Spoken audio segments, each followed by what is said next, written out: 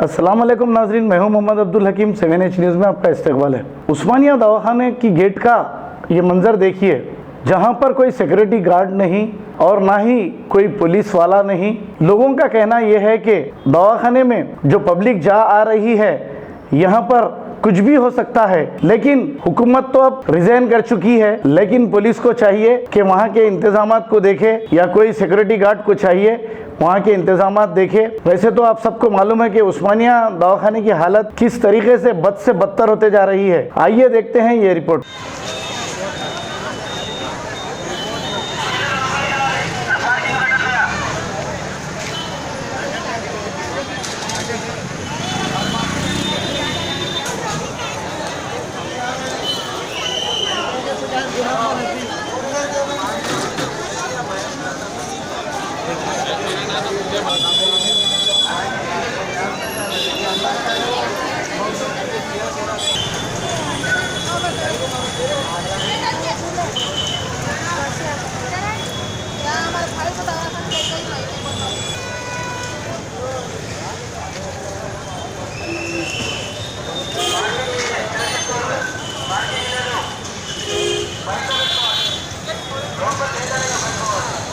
अब करेंगे आपको अपडेट, तो लाइक कीजिए, शेयर कीजिए, चर्चा करना ना भूले।